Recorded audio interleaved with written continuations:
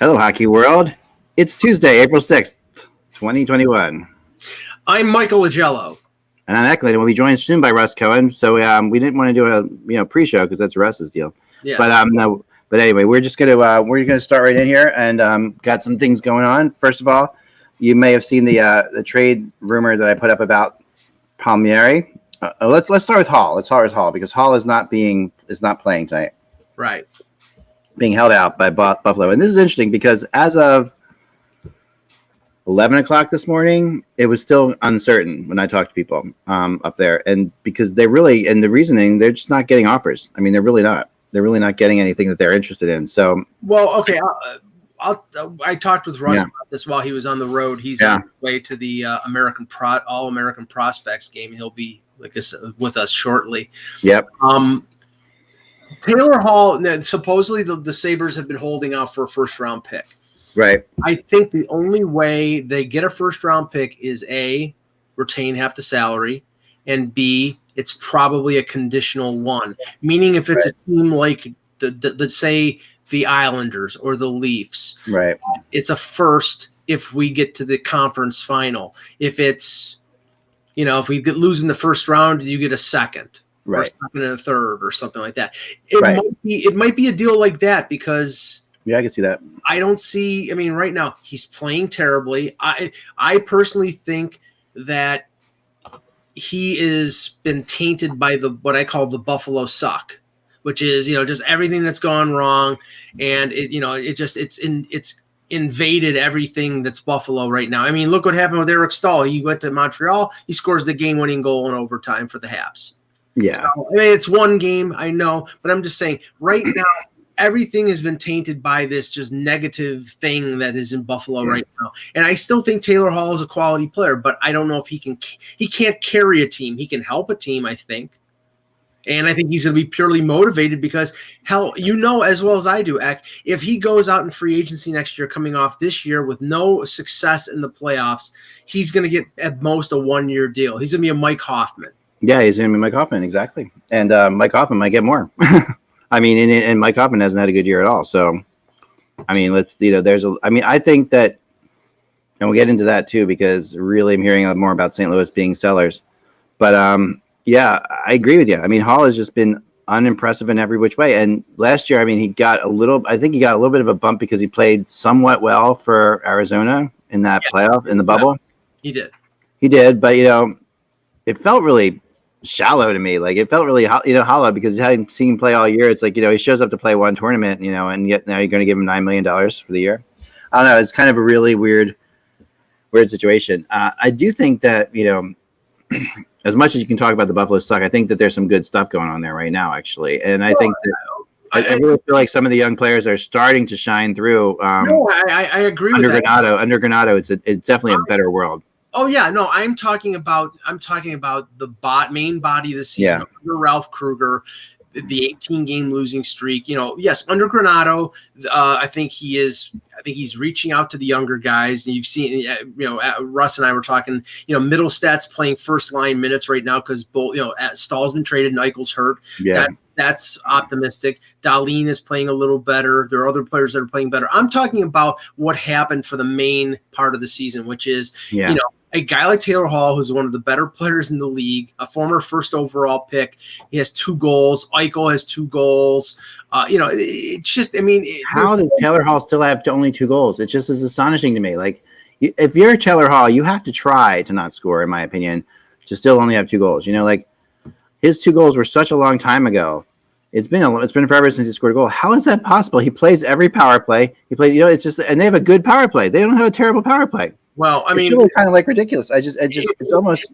It's about as puzzling as a team with boatloads of offensive talent like Austin Matthews, Mitch Marner, John Tavares, et cetera, going 0 for 29 on the power play, not scoring on the power play for a month. Things happen in this league that just are not explainable. And I thought Taylor Hall coming to Buffalo was going to be a great move for him because he would play with Eichel. Eichel is a very good playmaker, but Eichel got hurt and things just didn't fall into place. Yeah. And I don't understand how Jeff Skinner went half a season without a goal. I watched this team early on in person in Philadelphia. They were the third game of the season against the Flyers.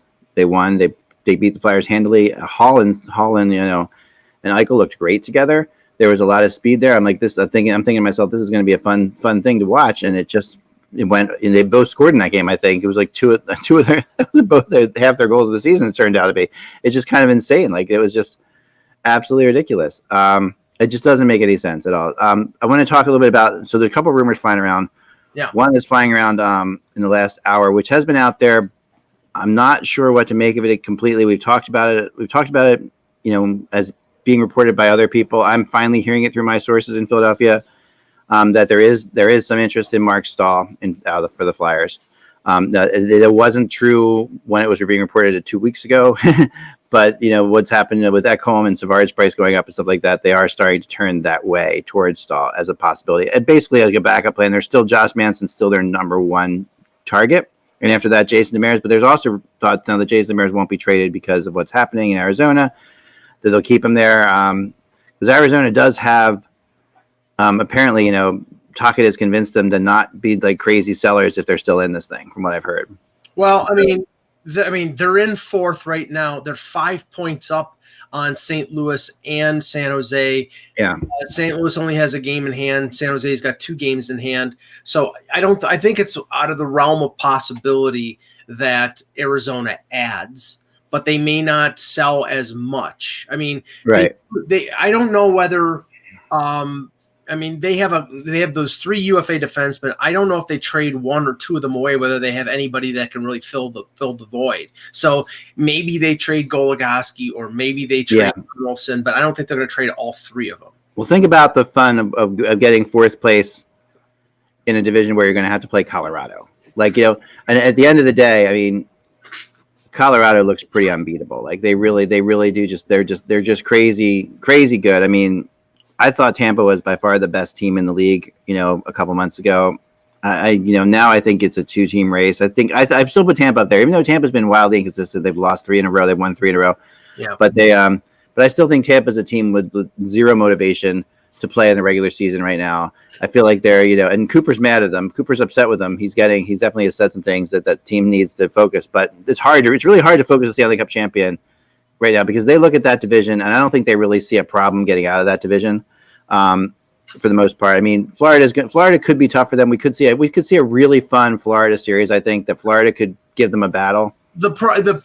The prize in that division is if you finish in first place, you're going to play either Nashville or Chicago, and that's a much easier first round match than Carolina. Yeah. Carolina's, Carolina could overtake, they're only 3 points out of first, so they could end up moving ahead of both of those teams. And then you have Florida versus Tampa in the first round, and that'll be a pitched battle. But but going back to Arizona for a second, because people in the chat about Connor Garland and the talk about the Arizona trading him for draft picks, they can do that after the season.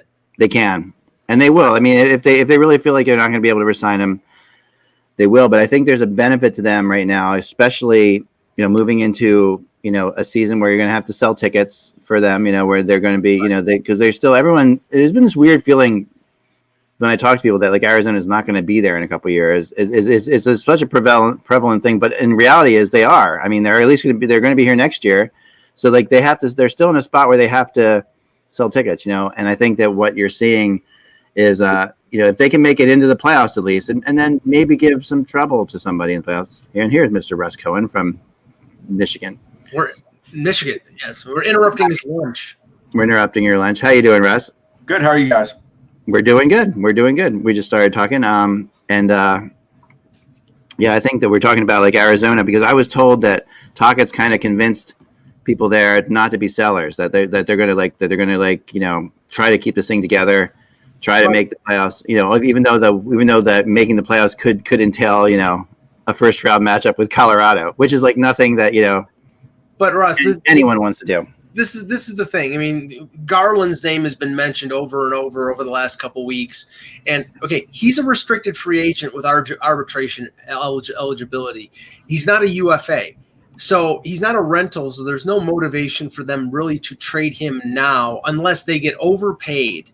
And that, I mean, and the obviously the want of teams that are contenders is he's making less than $800,000, and he's easily fittable in the under cap restrictions. But unless they get overpaid, meaning they get a first round pick and something, I don't think they're going to move him. Yeah, I tend to agree with that. I think they're looking for easier transactions, and if not, they're going to go on to the next one. And Garland's a little more complicated because of what they're going to want, because they're still fooling themselves that they're still in it, even though I know they're in that spot right now, but I don't think they're going to be. So I think. I mean, who do you think is going to take? Who do you think is going to take that spot? Do you think it's going to be St. Louis? I mean, I think it's St. Louis or San Jose. I'm going to give San Jose like a millimeter chance, but I do think it's St. Louis. When Tarasenko starts scoring, I think that'll help them. I mean, here's the problem with the Blues right now. And I was talking to people in St. Louis today because I'm trying to get a feel, because they are starting to. I'm starting to hear lots of murmurs about they're not happy with their offense. They're not happy with this. They're not happy with that. They are thinking about selling. That they think that they've got a faulty like the loss of of Bouwmeester and Pietrangelo there has been enormous. I mean, absolutely enormous. You can't get past it, right? So. I mean, obviously, mainly Pietrangelo, but the whole thing has been and Parayko too. He's out. Well, Parayko, who just I think played last night, maybe did he play? I think he played. Maybe I thought he played, but he didn't play much. But he's been out for a sizable chunk. Been out for a very long time, and he's their best defenseman, really. So, I mean, the reality is, their 3 of their next 4 games are against Colorado, and that's the tough thing for the Blues, like where they are right now, 5 points behind. Arizona, with 3 of those games against Colorado, who just doesn't seem like they're ready to lose to anybody. I mean, McKinnon right now, it's hard to think that somebody could challenge McDavid for MVP this year, but because of the huge amount of points he's put up, and all that stuff. McKinnon can, though. McKinnon can. Like, I don't think he will, but I think he should. I honestly think that, when I think about it, and you guys know that I'm a McDavid and Edmonton guy. The last time I looked him up, like when he was like 25 games in, he had 35 points. So, I mean... Yeah. He's I'm sure he's still well above a point a game. I mean, my vote right now would go to Nathan McKinnon, just because you watch the team, when you watch that team play, that line, man, that line is just ridiculous. If I got a vote this year, Eck, I would tell you, but I don't have a vote this year. Okay. Yeah. But on this show, I would vote for him. I don't have a vote, so I'm not. But I would. But that would be my vote. That'd be my vote. Parayko has been out for 6 weeks. He came back yesterday, first game back, and he was minus. Yeah. He was -3. So, played a little under 20 minutes and was -3. So, who knows how healthy he is, but they definitely need him. And by the way, and I know I'm barking up the wrong tree here, but in the MVP voting, I haven't heard the guy who's leading the NHL in goals right now, and that's Austin Matthews' name mentioned. And then this is the thing. And people, how valuable is he? Well, when he was dealing with a wrist problem, they lost 6 of 7 games. When his wrist got better, he's been scoring at over a goal per game pace, and he's leading the NHL with 27 goals. No, he's in there. He's right in there too. I mean, people.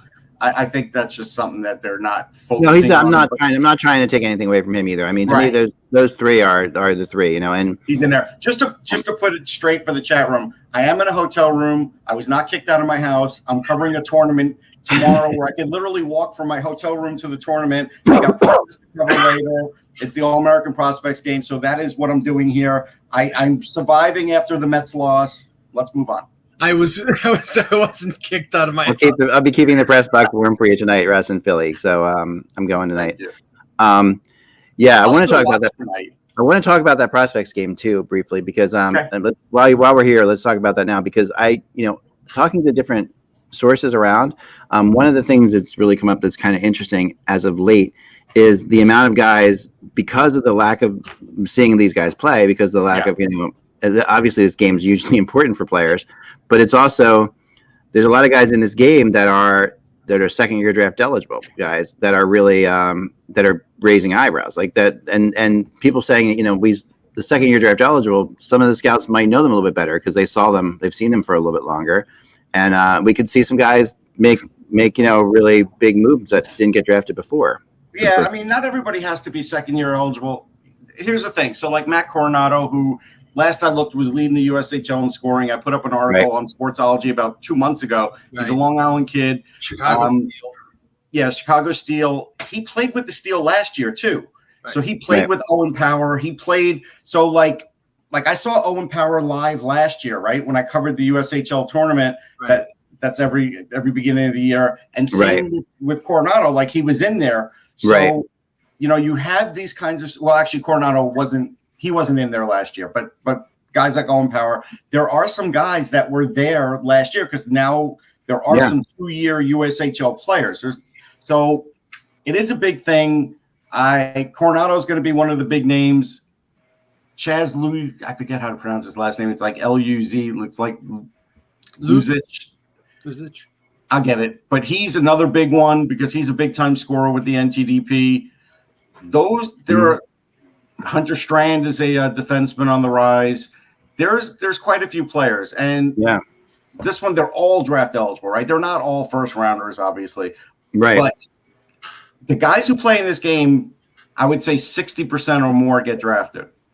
Yeah, and I mean, we're going to see – we saw the trend begin last year, and I think it will continue where you're going to see – and not to say, kids who are North American prospects that are in the CHL or an NCAA are going to get taken. It's Lucius. I was close. Are going to get taken in the first round no matter what. But I get the feeling, and Russ, tell me if I'm wrong, I think that there's going to be a trend for a lot of teams to go for college players, to go for European players with longer development windows and longer retention windows in terms of their rights, that they're going to be drafted in greater numbers this year than they have in past years, simply because there's not a lot of scouting out there, or not as much scouting out there. They have books on these guys who are 2021 draft picks. The scouts are out there putting information together on those players. It's just they usually build that up over the year leading up to their draft year, and this year there's not as much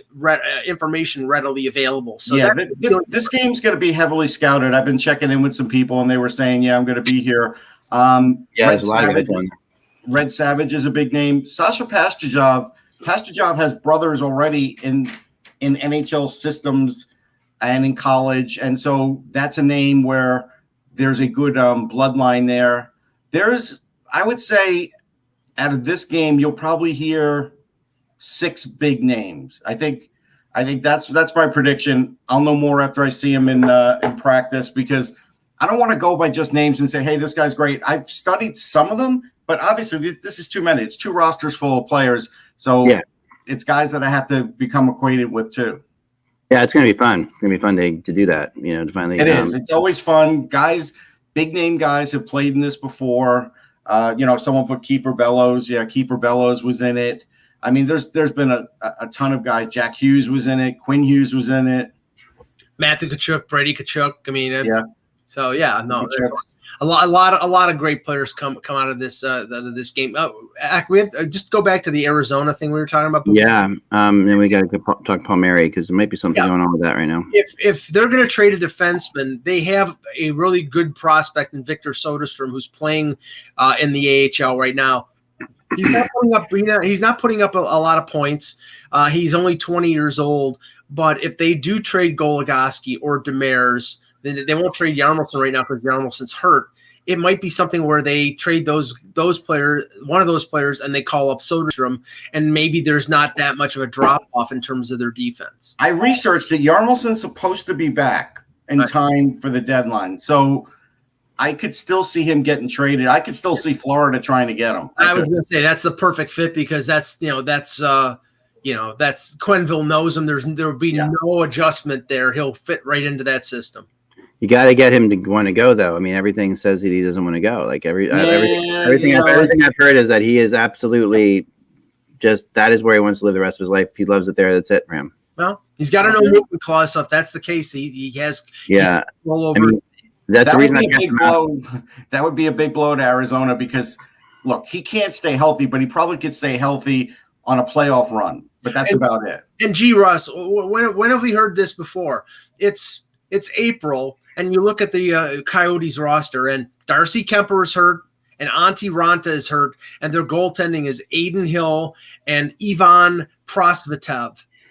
I mean, there's never a year that Ranta's not hurt. It's been that way ever since they've signed him, and a little before that. He is hurt every year. Yep. All right, let's talk Palmieri, because Nothing imminent, but it could happen this afternoon. I guess if it depends what you call imminent. Like I'm going to say nothing. There's nothing within the next half hour while we're on the show, but I wouldn't be shocked tonight that when game time hits that the deal. It'll be like 45 minutes after the show. That's what usually happens. Yeah, it's usually the case. So there is so basically the Islanders. Russ, you kind of nailed it yesterday. I think when you said that this is something that Lou's got to do whatever he's got to do, because what I've heard now is the talks are based around Bellows, Komarov, which is like Komarov, which a first round draft pick, and perhaps Bodie Wild, which is interesting. So Bodie Wild, that's a good name. I mean, Bodie Wild is a kid that has great wheels. He plays good defense. He's physical, but he could be a turnover guy, and he could be a guy that takes a penalty at the wrong time too. So, not really a Lou Lamoriello guy. Not really a Trotz, a very Trotz guy. I mean, look, Trotz has had guys like that. Oh, for sure. He could be like the Tom Wilson on defense, but with again a lot of defensive skill. Not like a guy that's just there to start trouble. But this is his second year in the AHL. Last year had 2 assists in 20 games. This year has 2 assists in 12 games. So but he's still young for the AHL. 21 years old. 21. 21. Yeah, he's 21. He's not super young. So I mean, that's young for the AHL, though. Ek. It is. Yeah. So I mean, let's maybe not this year, but most years. Let's say this about this deal. If you look at it. Leo Komarov makes sense for New Jersey because New Jersey is going to be a team always challenged to get to the cap floor. Right. Komarov is under contract for 1 more year, $3 million. I think the money is actually less. And in that instance, that's perfect for the Devils because instead of going out and signing somebody long-term to fill cap space to get to the cap floor, they got a guy who's a 1-year plug to do it. So that makes a little bit of sense. Now, Russ, you have a problem with the potential of Harris retaining salary. Yeah, I just don't think he's going to do it. I know everybody's like, well, it's just a month. He is losing money with the Devils. He doesn't like to lose money. He's been losing money. He's taken on salary with guys like PK Subban. There's going to be a point where he goes up to Fitzgerald and says, you're going to have to work this out without taking on money, if he hasn't already said that. Well, I think that it feels like this Islanders deal is so much better than any other deal that they're getting. How much better? I mean, I don't know, but is a potential 3rd-line player at best. Yeah, maybe a 4th-liner. So that's good, but it's not super great. Let's say they get Bodie Wild. He's another 3rd-pairing defenseman, better down the line, down the line. And maybe you get some sort of pick out of it, like a 3rd rounder or. Well, you're going to get a first. You're going to get a 1st round pick in this deal. Well, if you're getting 2 players like that, I don't know if you're getting a 1st. You might get a conditional 1st, but you might get a 2nd. If it's 2 players like that, I could see a conditional 1st. I don't know if you would just give a flat out 1st with giving up 2 farm hands. That's a lot. Well, that's why I think the 50% thing becomes interesting. Right, but that's again like, all right. So if I'm on the Devils' end. Yeah. Bellows, I could plug into my lineup next year. Okay, I could justify some money for that. Komarov is still a guess whether he makes it to the NHL or not. Komarov is basically a 4th-liner. And Komarov's a 4th-liner. But a good fit for Jersey. Like I think, how many 4th-liners do they need? Their 4th line's pretty good. No, but he's a 4th-liner with experience. They have 4th-liners, but they don't have a lot of 4th-liners with a lot of experience. Like he's got this is New Jersey's issue. This is Fitzgerald's issue. Here are the players on expiring contracts going into next season, or at the end of the season. Zajac, almost $6 million. Yeah. Marian Gusev add up to about $9 million.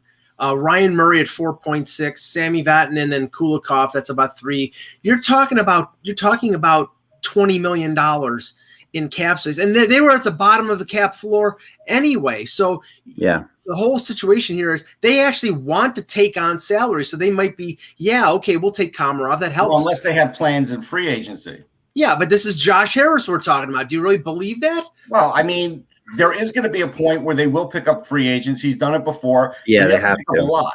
They might pick up one big free agent, but as an example, maybe they'll sign Taylor Hall. As an example, 4th line wise, like I'll take Nathan Bastian over Leo Komarov. Yeah. Bastian, he might only have 6 points this year, But as he gets better, this guy will get 10 goals. This guy will get 35 points. I think Bastian and McLeod on the fourth line. Yeah, McLeod's having a good year. He's actually rebounding from what people thought. No, but I mean, the problem is that they can't go with all kids because they have to get to the cap floor. And after next year, PK Subban is gone too. So they have to spend money in some place. They will spend it someplace. Plus, at some point, they're going to end up giving Hughes his big contract. Yes. So they're going to have to do that. But I mean, if it's not the Islanders, I mean, then. Well, it looks like I mean, there's two other teams basically. If it's not the Islanders, it really looks like it's Boston or it's Colorado. And Colorado is, and I mean, Colorado obviously has a bunch they could offer. I mean, if they don't get Taylor Hall, they could go for this. Yeah, and this would actually be a better fit for them than Taylor Hall, I think. But in Boston, Boston, the talks have been, around Bjork, Anders Bjork. Okay.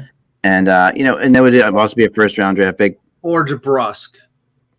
Yeah, I haven't heard as much of him. You would think that, right? Like, I would think that DeBrusk would make sense, but I haven't heard it. They might like Bjork better because he has more speed. If they feel like his scoring will come around. Like, I saw him score a lot for Notre Dame on a team that wasn't very good. He was leading that team, but I shouldn't say they weren't very good. They had Jake Peterson and they had Anders Bjork, so they were in the playoffs. It's just they didn't have a lot of offense, and he was most of the offense. He's cheaper. That's why.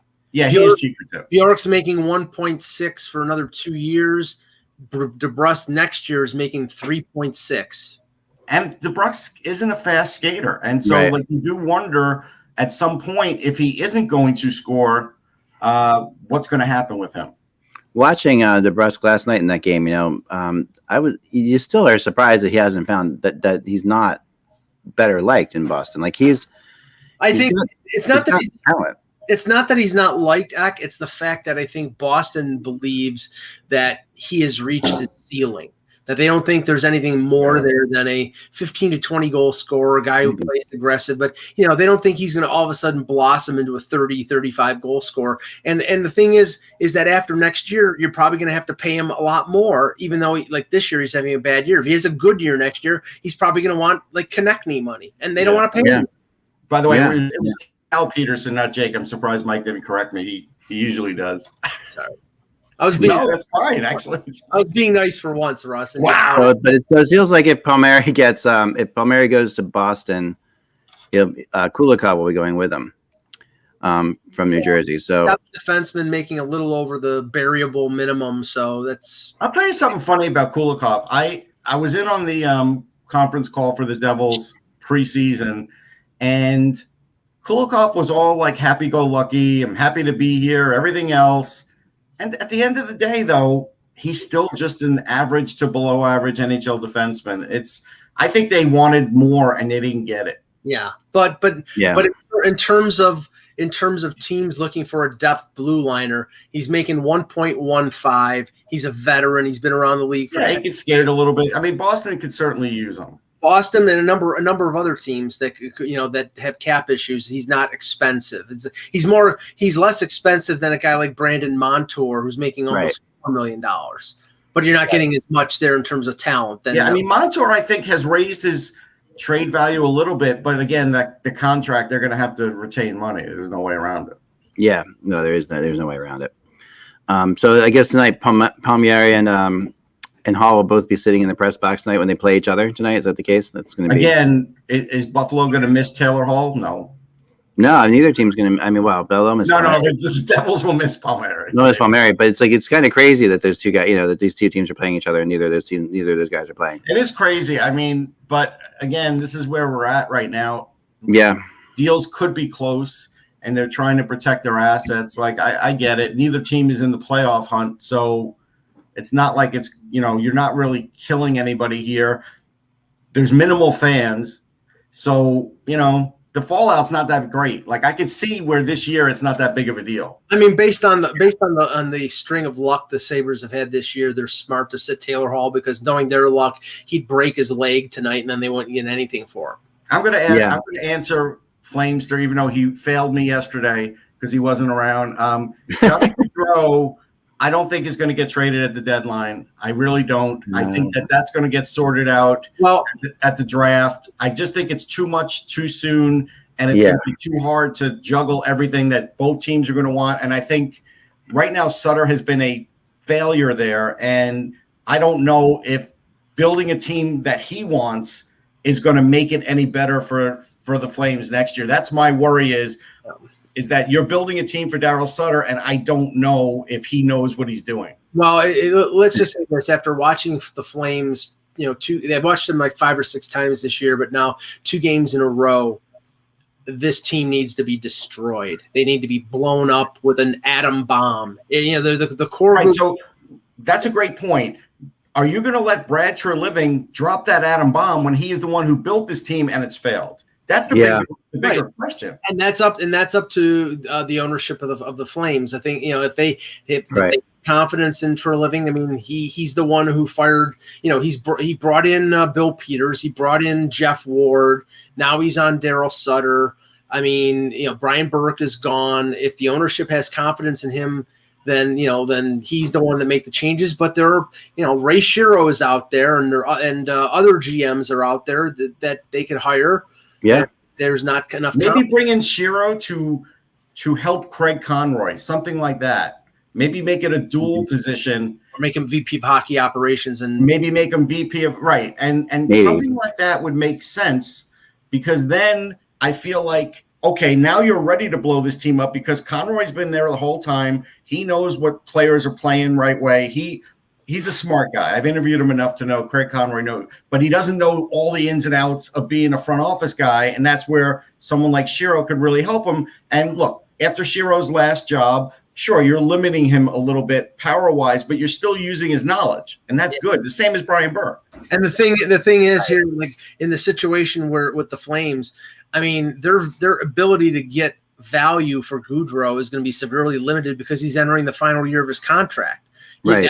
I don't think they want like prospects and first round picks for Gaudreau. I think they want players. They want to make a hockey deal, and based on how he's played this year and the last couple of years, I don't think they're going to get the value that a lot of people thought that they would get. I don't even think Daryl Sutter, someone said there's no more Daryl Sutters and players in the world. I don't even think Daryl Sutter would want a Brandon Sutter, just to give you an example. The Gaudreau thing, I said, that's pretty funny. All the research I've done with the Gaudreau has been basically pointing towards off season as well.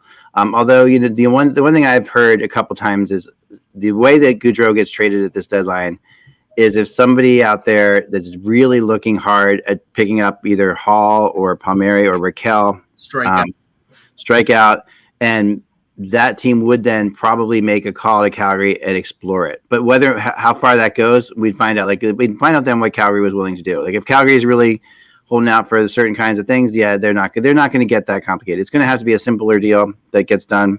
Well, this is the thing with the rentals, like Hall, like Palmieri. Teams are going to be willing to retain salary because it's only right.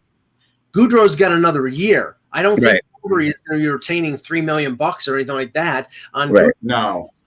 No, but they are. But Gaudreau's had a good year. I mean, he's had a pretty good year. So, I mean, he's done better than you thought he was going to do this year, Eck. You were really down on him. No, I wasn't. I was really up on him. You know that. Yeah. I was the one who. Were you kidding me? You got to go look at the tape. Trade value, yes, you're up, but you have not talked great about Johnny Gaudreau in like more than a year. You got to watch the preview show on the ice. I said he would be. He was a sleeper. I'll let Mike say. I said he was a sleeper to win some prizes. You know this. Come on, Mike. Speak up. Nope. I said some things. Randy knows. I said some nice things about Gaudreau before the year. I said, look out. I said he's going to have a great year, and he did.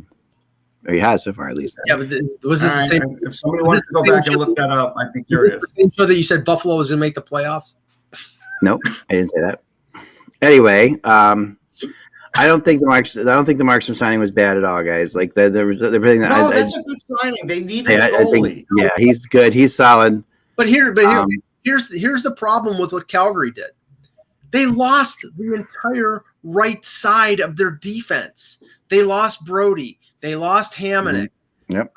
They were lucky that they lost Gustafson, but they did lose like all the right side. What did they replace it with? I mean, I like Tanev, and Tanev has had a pretty decent year for them, but they replaced them with one guy.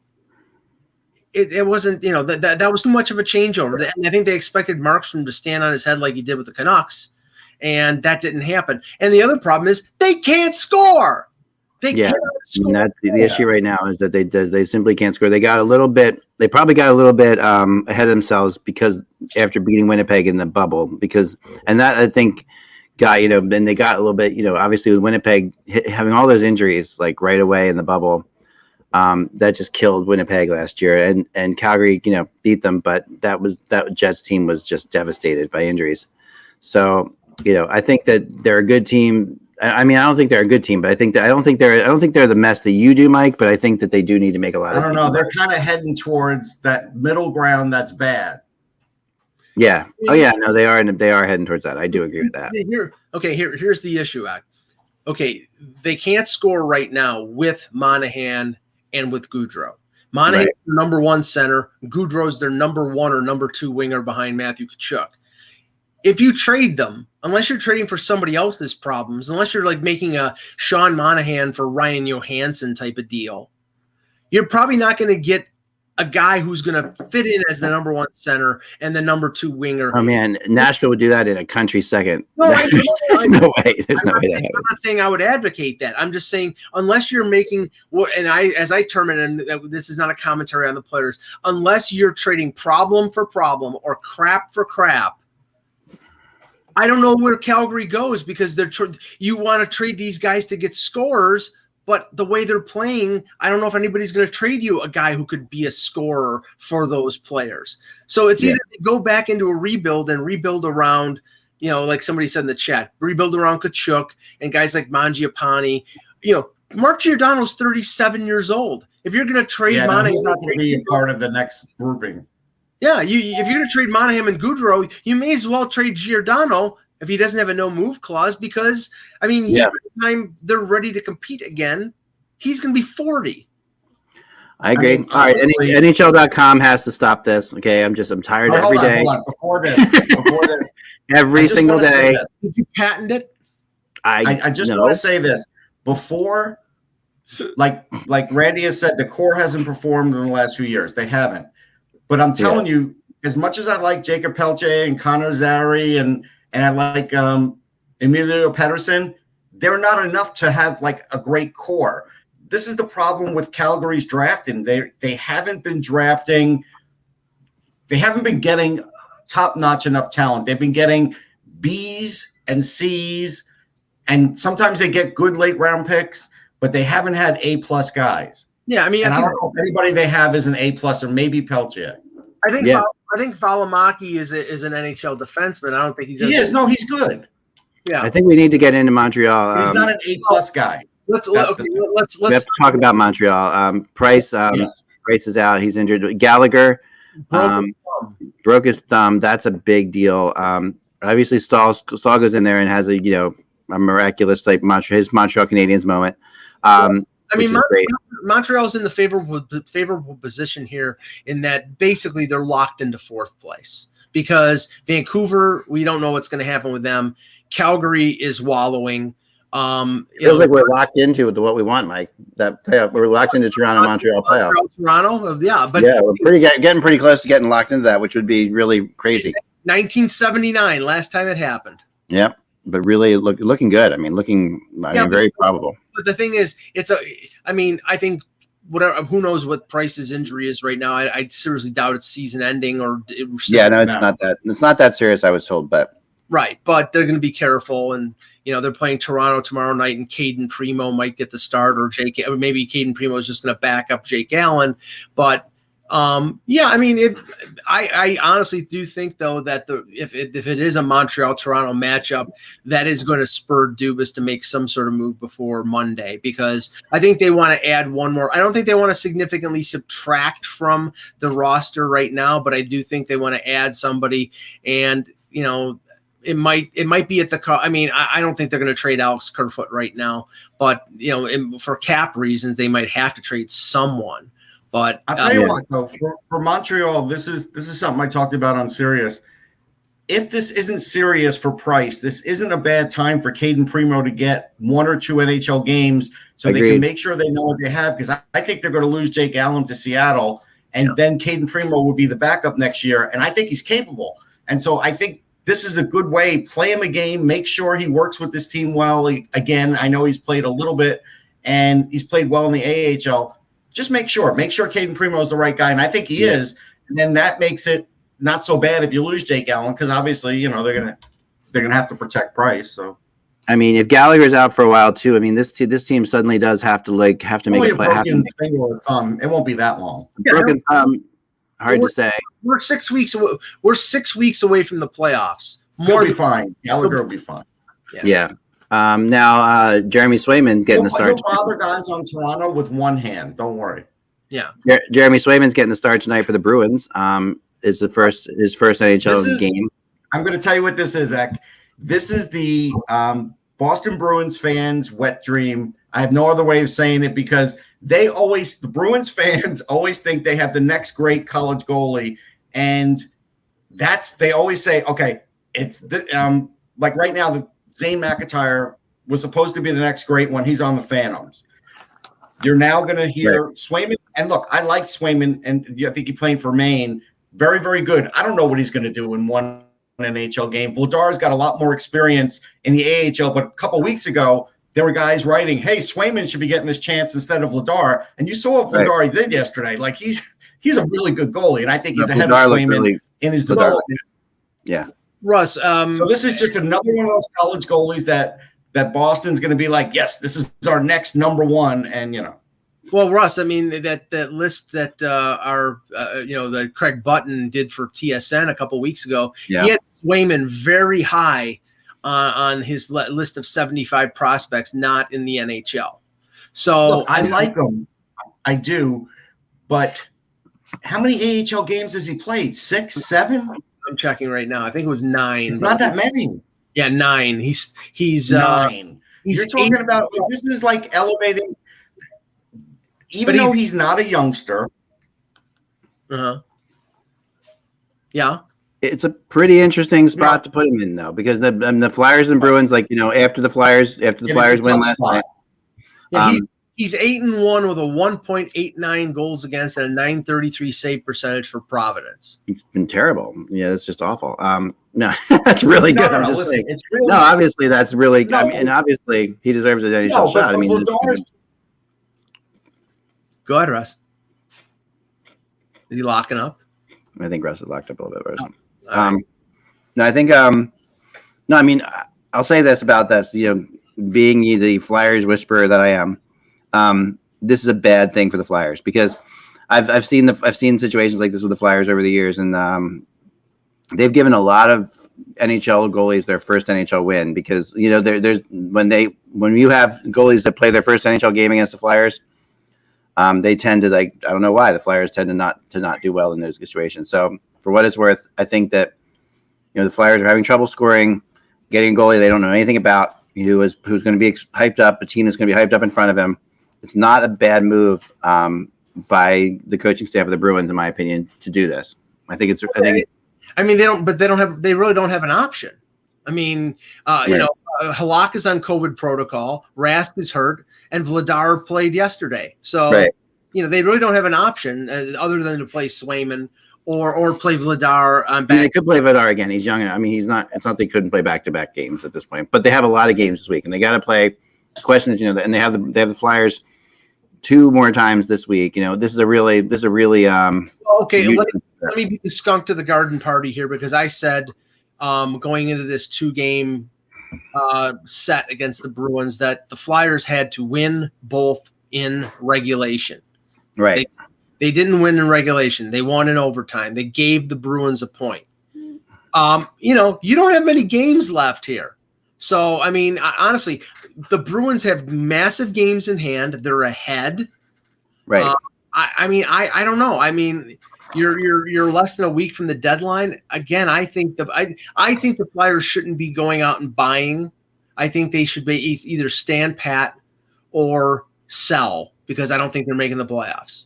Well, I think that they're going to wait until April 12th, to be sellers. If they could be buyers this week. It depends what happens tonight. I think in a lot of ways, they do need to beat Boston in regulation tonight. I agree with that.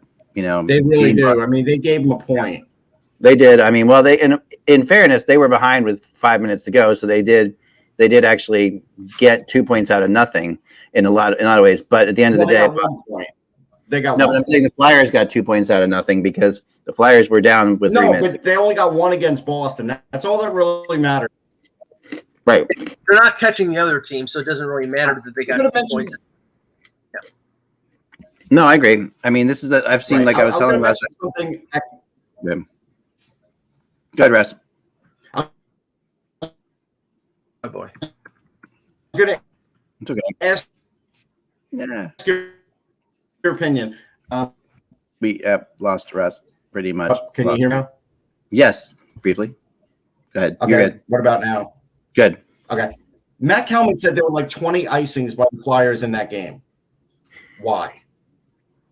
Well, actually, both teams were icing the puck like crazy. It wasn't just the Flyers. I don't know what it was, but why do you think that was? No, I didn't watch it, so I don't know. I couldn't watch it. Oh yeah, no, I mean that game. the Flyers played they played a very nervous game. I felt the icings were nervous. I mean, it felt like there were heavy nerves going on there. They're realizing the importance of the game. Okay.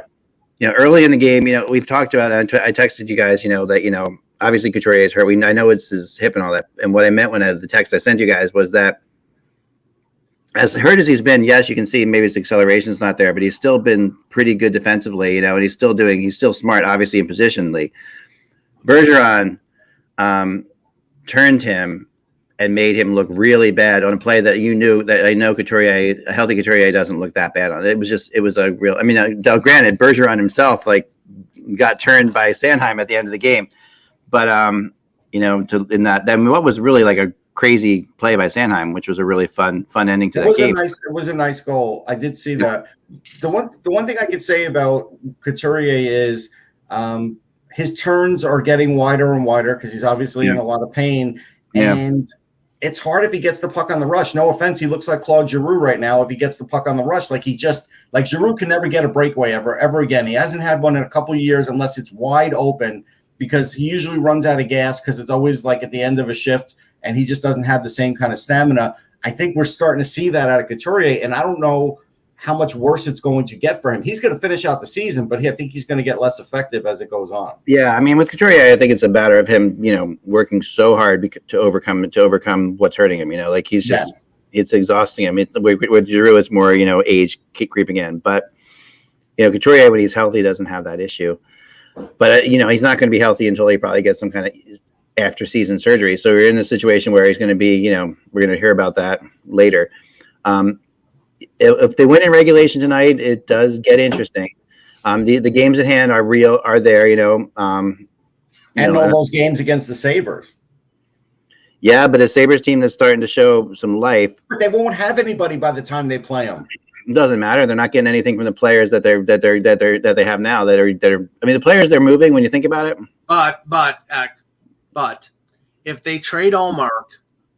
Well, yeah, no, if they trade Allmark, that I agree with you. Okay. And I think there's a 50-50 chance they're going to trade Allmark because the market in terms of goaltending out there, they could get almost as much for Allmark as they might get for Taylor Hall because Allmark, he's only making $2.6 million and he's having a good year for a bad team.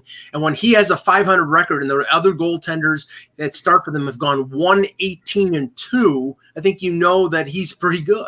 Here's why I don't think they will trade Allmark because the goalie market is pretty saturated for trades because you're looking at so many teams who are afraid they're going to lose goalies to Seattle. They're going to see a lot of teams moving guys. And some guys you wouldn't expect. Some teams are making the playoffs. I've heard you can see goalies that you wouldn't expect. I know there's a complication when it comes to expansion, but there's also a complication when it comes to so many teams need goalies right now. It's not like Colorado. There's guys with more experience out there than him. Right, but I don't like. I mean, Kemper's hurt. Ryan Miller's 40. Devin Dubnyk, San Jose's in the race. Yeah. They may not want to give him up. I mean, there are not many. Like your goaltender market is Ryan Miller, Jonathan Bernier, Allmark, and maybe one of the Arizona guys if they're not hurt. There's not many out. And maybe Devin. And maybe Dubnyk. Maybe to go with Martin Jones exclusively. Yeah, I mean, maybe. I mean, and then you're looking at I don't know. Also, all these goalies that the Bruins have, like I mean, I guess most of them are pretty safe, right? Are they in a situation where they could lose one of them? Who's that? I'm sorry. Like the Bruins, could they lose Halak? No, they're both UFA. They're the goalie they're protecting is Vladar. Right, so they only have to protect Vladar. That's right. They don't have to protect him. Yeah. Rittich is a good one. Yeah, that's a good name. Rittich is up there. He's been a starter. He's one of the better ones for sure. Yeah, he's one of the better ones. I don't think Davey Jones and Chad's about asking about Columbus.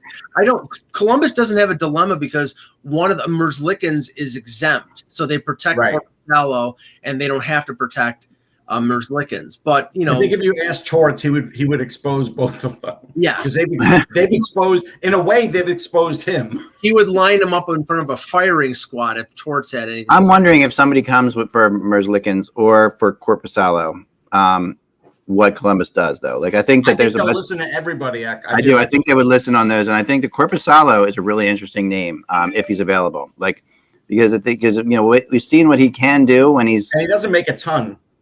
He doesn't make a ton. Last year in the bubble, he had some really spectacular moments in the playoffs. So I think that some flat out like incredible moments in the playoffs. So he's a guy who Columbus could get something out of. I don't see much with Kincaid. Now people are talking about Kincaid. I don't really see much with Kincaid. Actually, the Rangers need him. They have to expose him. Yeah, that's true. That's true. That gives them with the Red Wings trade Grice. No. Who would want him? I mean, they would trade him. They'd like him actually quite a bit. He's been very good for them. I would take Eck over Thomas Grice. I'm ready. Eck is like bundled up. It's probably 75 degrees where he lives, and he's bundled up. I don't get it. Yeah, no, Grice. It's not 75 degrees where I live. Grice is making $3.6 million next year. That ends it. Because I don't think anybody in terms of a goalie wants to take somebody on with term. I think it's rental. Yeah. I think it's purely rentals. And Allmark and Rittich and Miller and Dubnyk and Ranta, they're all rentals. Yeah. No, you're probably right on that one. My house is always a cool 50. I keep my house at a nice temperature. I keep my house nice and cold. You don't have to store meat in your living outside. This is the only fight my wife and I have. I keep this place way too cold. Yeah, we really do.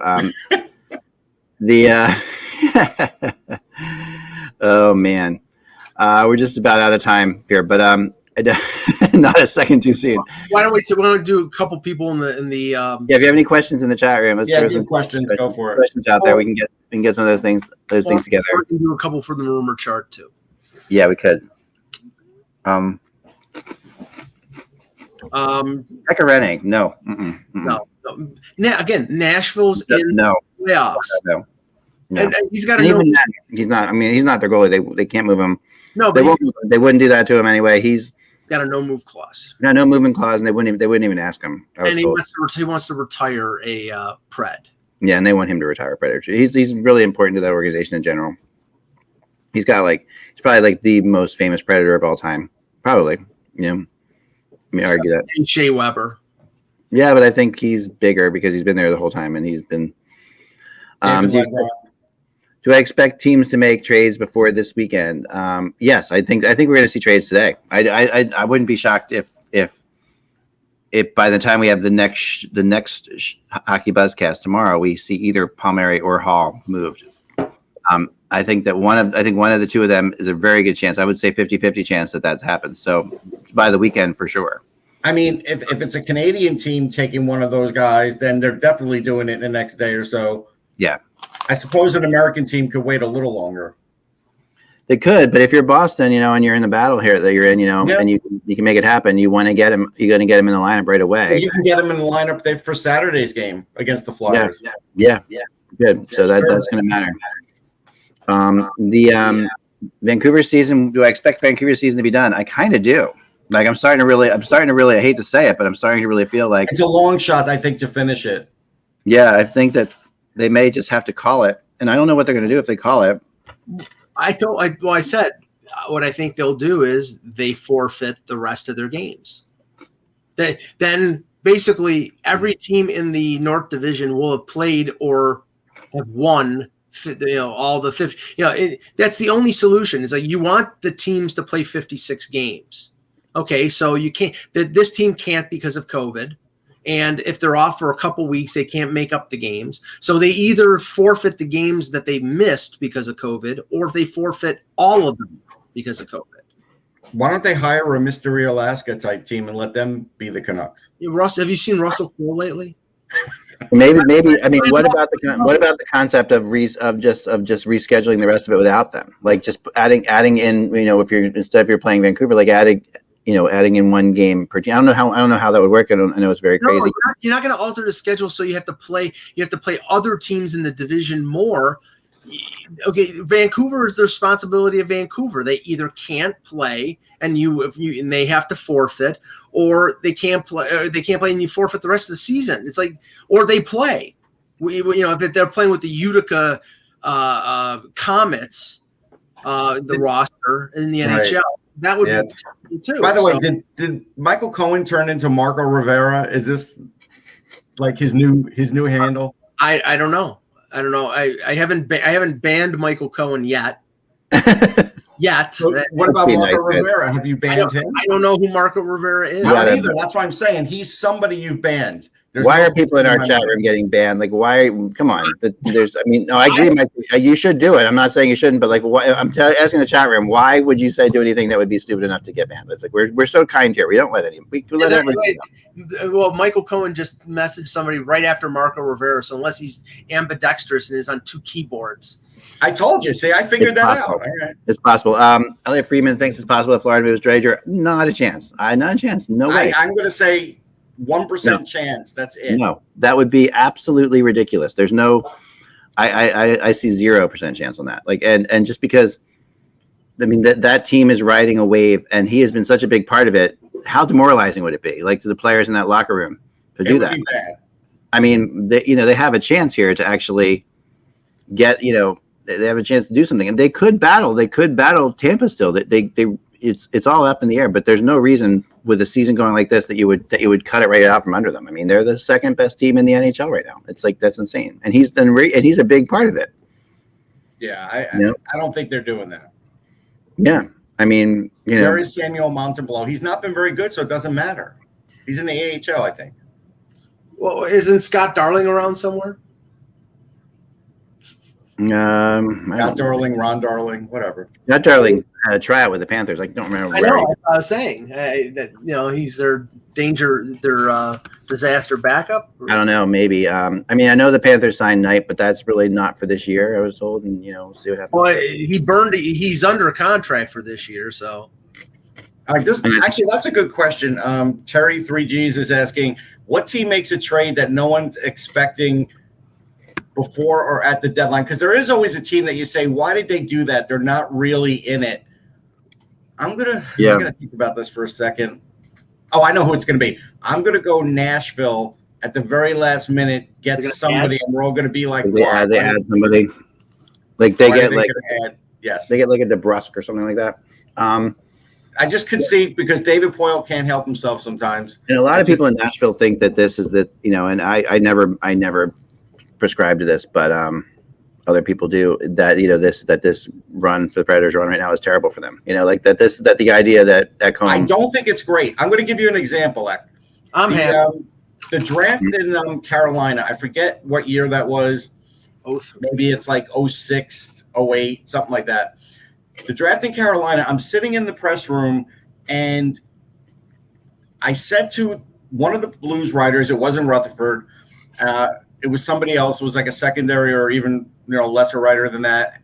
We were talking Blues, and I'm like, it was really bad that they made the playoffs. And he's like, why? I'm like, because they spent every last asset, and it was something like 20 straight years in the playoffs. Remember when Yeah. And they got bounced easily in the first round. And I do believe Vancouver, I think it was. Yeah, and I do believe that set them back for a little while. And I do think this could set Nashville back in the end result. Well, I'm happy in the respect that, I think that Michael Granlund would have been a terrible fit for Toronto. And because Nashville is in the playoff race right now, they're not going to trade Granlund. They're not going to trade Haula. They're not going to trade any of their UFAs or their defensemen. So I think that them being in the race was good news for the people who could have potentially gotten robbed by having to trade draft picks for a guy who I thought I think they would still trade Granlund. I don't think so, Eck. Because, I don't know. I think that Billy Guerin, what's Billy Guerin doing? This is an interesting question. Billy Guerin during the deadline, I think, is going to be a fun one to watch. I think that Minnesota is a fun team to look at, actually. They could make eating popcorn. I know Bill Guerin will be eating popcorn. That's a definite.